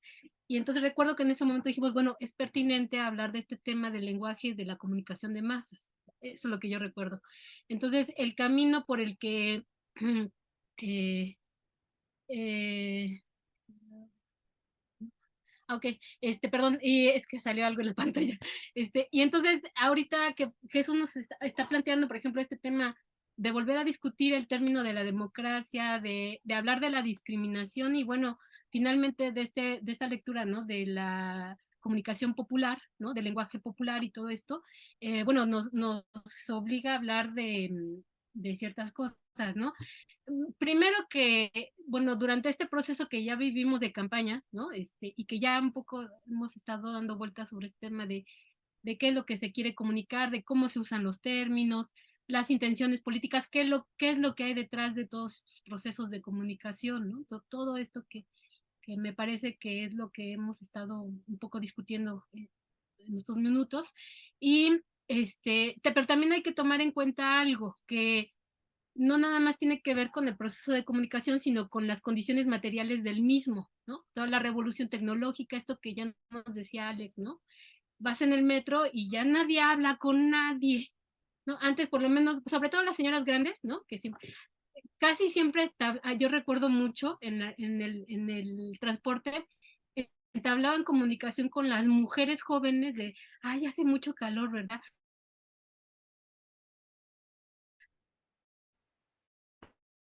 Ay, esto hay que, o sea, con esta modificación tecnológica es que pues ya estás en el teléfono celular, ¿no? Y que los mecanismos de comunicación ya son muy reducidos, no solo simplificados, sino además completamente sin contenido, descontextualizados, completamente ajenos, ¿no? Prácticamente la comunicación pues es una forma de interiorizar al otro, ¿no? Que es un poco también lo que ya habíamos dicho.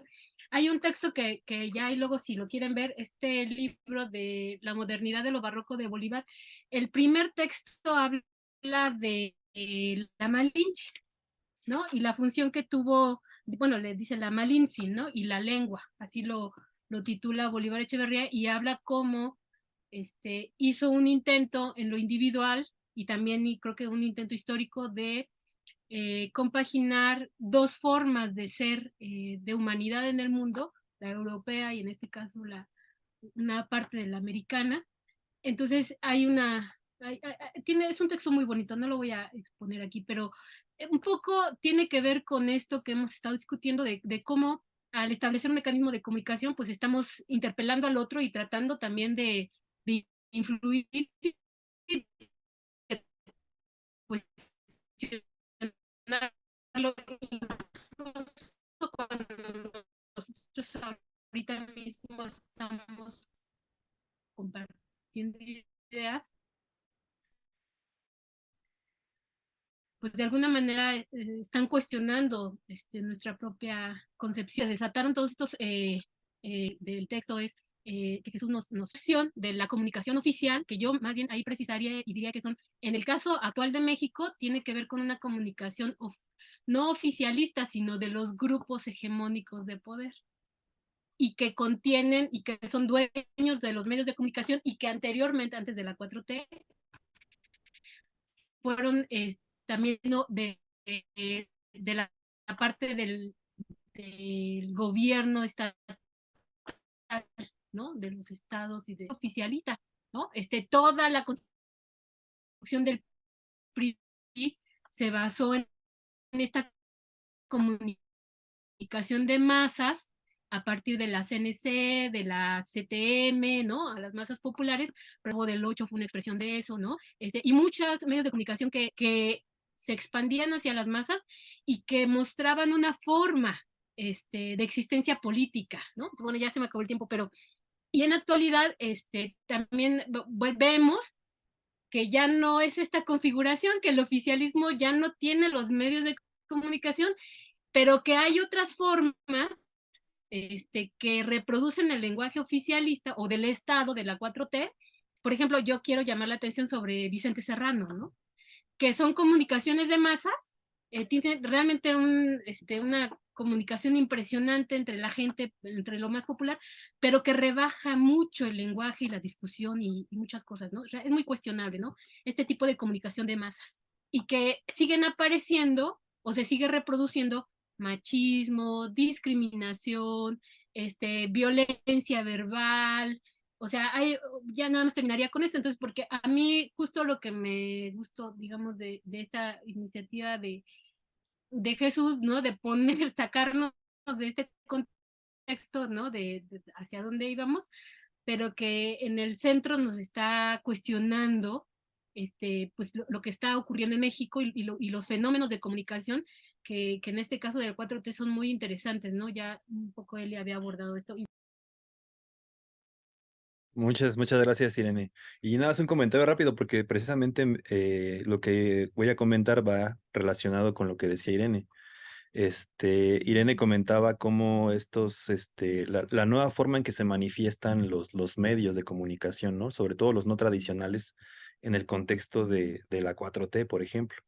Y es interesante ver cómo en estos medios, en algún punto de la disputa política, comienzan a adquirir una narrativa muy parecida a los medios tradicionales, ¿no? Desde otros espacios, pero muy parecida.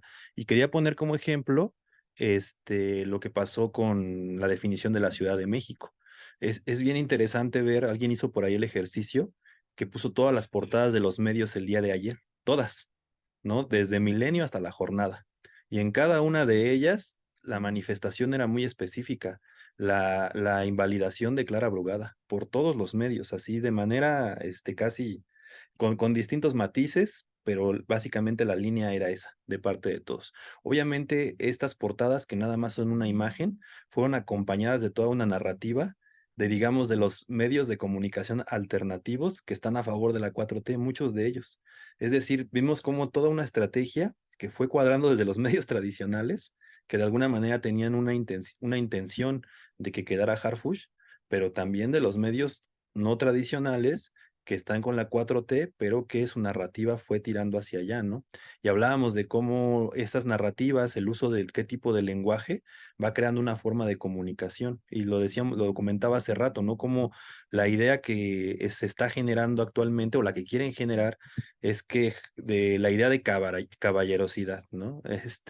O sea, es decir, el que le cede la posibilidad al otro, a la otra, para que pueda pasar, ¿no? No es una atribución o un atributo del otro, de la otra, sino más bien es alguien más que permite, ¿no? Y además el que es capaz también de renunciar, ¿no? A un bien máximo.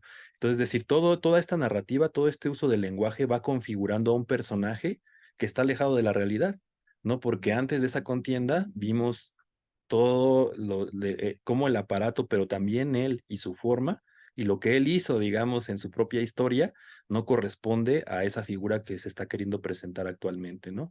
Y después vemos, y ahí lo retomo con lo que decía Ale, cómo en las redes sociales también los grupos y las personas, los militantes como nosotros, también mediante su propia narrativa van construyendo esta imagen, esta figura, ¿no? Ya no solo de Batman como superhéroe, sino que un Batman que ya está dotado de ciertos valores, ¿no? Y que eso, por lo tanto, lo impulsa más arriba, ¿no? Como figura. Y al mismo tiempo, yo decía al inicio, ¿no? Es un ejercicio de Morena de establecer como un parámetro moral, ¿no? De decir, este es el buen militante, ¿no? Esto es lo correcto, lo que se debería de hacer. Y por otro lado, el mal militante, ¿no? Y poner a Ebrard en la figura del mal militante. Pero esto puede traer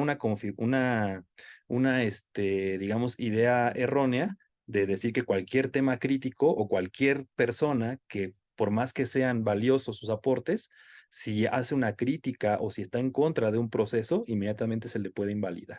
Por esa simple razón, ¿no? Porque ya hay un parámetro entre el buen militante y el mal militante, en cómo debería ser el militante, digamos, adecuado y quién no. Y eso es peligroso, ¿no? A lo mejor un sector de la militancia no lo está viendo, pero hacia allá se está dirigiendo el discurso, en invalidar precisamente cualquier tipo de acto crítico que pueda establecerse en una contienda, ¿no? Y aquí el único ganador, creo yo, al final, en esta narrativa, en este tipo de lenguaje, que de ninguna manera es popular, ¿no? Es completamente dirigido porque no hay el otro estableciendo una intermediación en esa manifestación, pues vemos que el único ganador es un personaje, ¿no? Que posiblemente, pues al final su propia figura sea construida hasta encumbrarlo al gobierno federal, inclusive, ¿no? Pero bueno, ejemplo que es más como de la realidad, quería irlo un poco hilando con esta manifestación del lenguaje. Sí, ¿alguien más que quiera hacer algún comentario? De no ser así, le Víctor, dejaría la palabra. Ah, a ver si Víctor quiere comentar o Ale. Víctor, o Ale, sí, también. Si gustan. No, pues solamente saludarlos, ofrecerles una disculpa porque no pude entrar antes, a todas y todos, y en particular a Jesús. No estoy autorizado para comentar nada, estoy escuchando cosas bien interesantes, pero me falta todo el contexto. Así que si aprovecho esta intervención es para saludarles y para ofrecerles una disculpa. Ok. ¿Gabino? Ah, no, no creo que no levantó la mano, nada, saludo. Si no le dejo la palabra a Jesús, adelante, Jesús, por favor. Sí, pues no, pues muchas gracias, Víctor, y gracias a todas y a todos. Desde luego, cuando vi el cartel, me imaginé, dije, uy, estoy creo que en problemas, porque yo había propuesto un camino diferente, pero qué bueno que el camino finalmente nos lleva a converger con estas ideas. Irene, desde luego el momento que se está viviendo ahorita, tanto en la 4T como en la oposición, pues también implica la participación y el análisis crítico de los medios de comunicación. Desde espero yo que desde el diálogo que yo he propuesto hacer con estas tres lecturas, pues como bien se señala, creo que esta idea de ser políticamente correcto eh, abona a lo que hemos analizado, a lo que desde la perspectiva de la comunicación popular se ha cuestionado por el autor, por Freire y por los filósofos franceses y por la propia Hannah Arendt. Eh, Desde luego, no se espera que por ser popular no deba ser políticamente correcto. A ver si logro, no me meto en un lío conceptual con esto, ¿no? Pero lo que quiero decir es que, desde luego, desde la visión oficial que tiene en estos momentos la dirigencia de Morena, que está conduciendo con base en unos estatutos. Yo he escuchado mucho al presidente de Morena estar insistiendo mucho en que todo el proceso ha sido democrático porque se ha basado en los estatutos de Morena. Desde luego, si los estatutos de origen tienen un método que es un tanto cuestionable, que es el de decidir quién es el coordinador o la coordinadora a partir de una encuesta, pues no se puede esperar que no haya debate, ¿verdad? Al respecto, ¿no? Entonces, y que no haya debate durante y que no haya debate después también de lo que se decida. Desde luego, la reacción sí revela como una preocupación por parte de la militancia, de la dirigencia, en el sentido de decir, si de pronto empezamos a admitir eh, todas las propuestas que vienen de las bases, todas las propuestas que tienen los militantes, que tienen los simpatizantes, pues a lo mejor esto va a tener menos control para ellos, pero pues eso es algo que ellos tienen que resolver, es un problema que tendrá que resolver la dirigencia y quienes tengan que analizar los estatutos de Morena, ¿no? Yo creo que aquí, en el caso de Clara, es muy claro que es la militancia la que está a favor de que ella sea la candidata en la Ciudad de México. Yo celebro, y desde luego también eso va a causar preocupación en algunos círculos, sobre todo de los dueños de los medios de comunicación, porque los métodos y las ideas difieren fundamentalmente. Yo estaba escuchando parte de una intervención que tuvo Ricardo Salinas Pliego en el CID, en esta organización interamericana, Sociedad Interamericana de Prensa, en donde él estaba continuamente defendiendo esta idea de la libertad, porque desde luego su visión es la visión de un empresario que cree que es el Estado el que le resta la libertad a la libre empresa y no, desde luego no considera lo que el autor del texto sobre comunicación popular nos explica, yo creo que brillantemente, cuando cita al filósofo Jacques Rancière, que habla acerca de lo que él denomina el reparto de lo sensible, o la distribución de lo sensible, que es quienes tienen o quienes están capacitados para participar en un debate público, en un debate donde se intercambien ideas sobre lo que es bueno o no, sobre lo que se debe hacer o no en el espacio de lo público. Pues desde luego quienes defienden esta idea únicamente sesgada de la libertad, pues van a estar siempre en contra de cualquier iniciativa que tenga el Estado y van a cuestionar inclusive que el propio Estado tenga medios de comunicación y que a través de esos medios de comunicación se intente criticar el modelo neoliberal que ha prevalecido durante las últimas décadas. Entonces, desde luego, yo celebro que en el momento actual exista esa posibilidad de pluralidad, aunque no la estén dando los empresarios de los medios de comunicación, que ellos siguen en unos circuitos muy cerrados desde mi punto de vista, lo podemos ver todos los días, ¿no? Traen a sus propios opinadores, traen a sus propios expertos y desde luego la opinión de la gente no está presente más que cuando ocurrió lo de la emergencia por el huracán en Acapulco y es para solicitar ayuda o para criticar alguna circunstancia que no se hizo en tiempo y forma, pero yo creo que eso no es permitirle al pueblo que participe, ¿no? Yo creo que el pueblo, desde luego, desde esta perspectiva, tiene todo el derecho a construir su propia identidad, a desarrollar su propio vocabulario, su propia terminología para referirse a las cosas del mundo y a las cosas de lo público. Y yo creo que eso en buena medida también es algo que se desprende positivo de estas tres lecturas. Desde luego, como lo dice Foucault en Las palabras y las cosas, en vez de controlar el lenguaje, lo que hay que hacer es crear cauces para diversificarlo, ¿no? Y yo creo que lo que tú comentas, Fernando,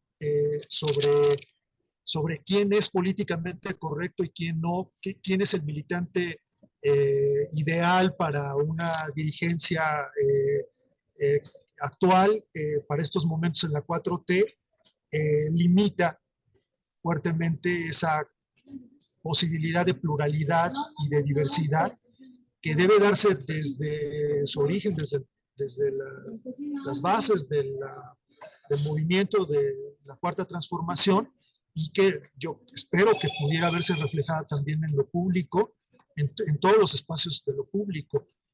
Estamos, yo creo, frente a un momento importantísimo, crucial, yo diría, en cuanto a la posibilidad de un cambio real y pues yo esperaría únicamente que se vayan dando esos cauces de participación para que podamos ir haciendo una crítica cada vez más fuerte en los medios de comunicación y que se abran esos medios de comunicación y que se legisle y que se cuestione lo que Freire dice, el quién como la pregunta fundamental de quién debe tomar parte en estos asuntos públicos. Yo creo que pues ese quién, si viene sesgado con unos ciertos valores, sobre todo si como lo plantea quienes creen en la democracia liberal, que tiene que ser el que cuenta con los medios, con los recursos o con los conocimientos de qué se debe hacer con esos recursos, pues yo creo que empezamos mal, seguimos mal. Yo creo que tiene que ser todo el pueblo el que hable, todo el pueblo el que tome la palabra, el otro pueblo, como lo dice el autor, y celebro que haya un líder que es un gran comunicador. Yo lo he dicho todo el tiempo desde que conozco a Andrés Manuel. Lo que sí echo mucho de menos, y lo he dicho desde el primer debate con ustedes, en el que he tenido la oportunidad de participar, es que no haya muchas voces expresando propuestas e ideas.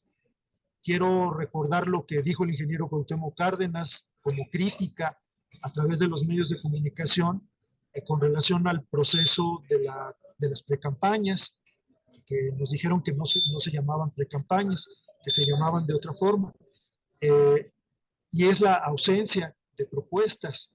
Lo que yo creo que tendría que venir ahora como una posibilidad de transformación de los medios de comunicación es justamente dejarlo por escrito, ponerlo en una ley que diga quién sí tiene derecho y quién no.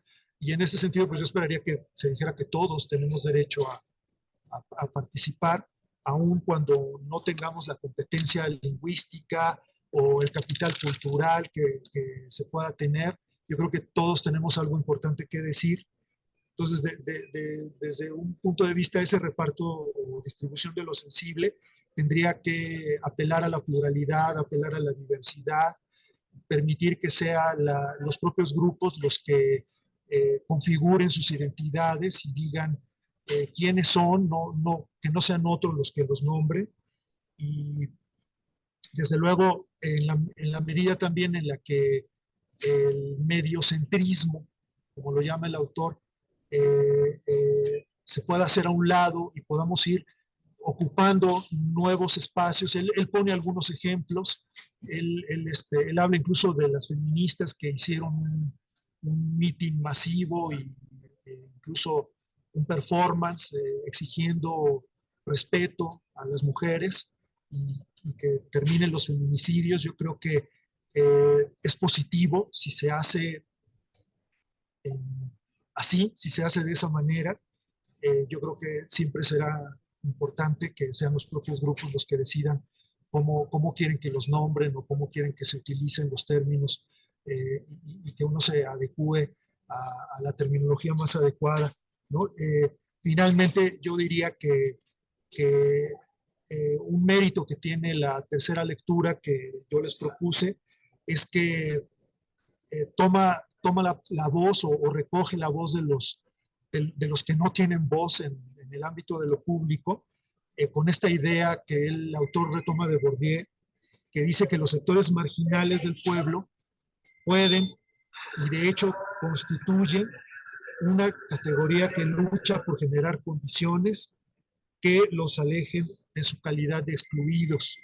Yo creo que esa podría ser una idea importante que ojalá que pueda ser retomada más adelante por los coordinadores del movimiento y pues ojalá que estas ideas puedan abonar de alguna manera, poner un pequeño granito de arena en lo que se decide en el futuro. Yo lo hago con la mejor de las intenciones, aunque a veces soy crítico y a veces también sé que me excedo en el uso del lenguaje, como cualquier ser humano, pues puedo a veces cometer alguna equivocación, pero yo creo que lo importante, siempre que hacemos un ejercicio de liberación, de un ejercicio de diálogo, es el reconocimiento del otro, del respeto que hay por el otro, del respeto que yo les tengo a todos ustedes como integrantes de este círculo y espero que pues eso lo esté logrando transmitir en alguna medida. Y pues muchas gracias por la invitación. Muchas gracias, Jesús. Pues no sé si alguien más quiera establecer un comentario, algún... Yo creo que entonces en ese caso, pues cerraríamos aquí con las últimas palabras de Jesús, que sin lugar a duda es un tema muy amplio. A ver si en algún otro momento sería bueno ahondar ya específicamente en esto que nos propuso Jesús como tercera lectura, el tema de la educación popular. Creo yo que es un tema amplio que bien podríamos desarrollar más a detalle, ¿no? Y ahí podríamos abordar el tema de la comunicación, pero que entender como la parte, o el elemento en su conjunto de comunicación popular, ¿no? O sea, cómo entender ese término y cómo se manifiesta en la realidad. Creo yo que ahí ya sería como poner el dedo o el énfasis más bien en las alternativas de comunicación que podemos tener.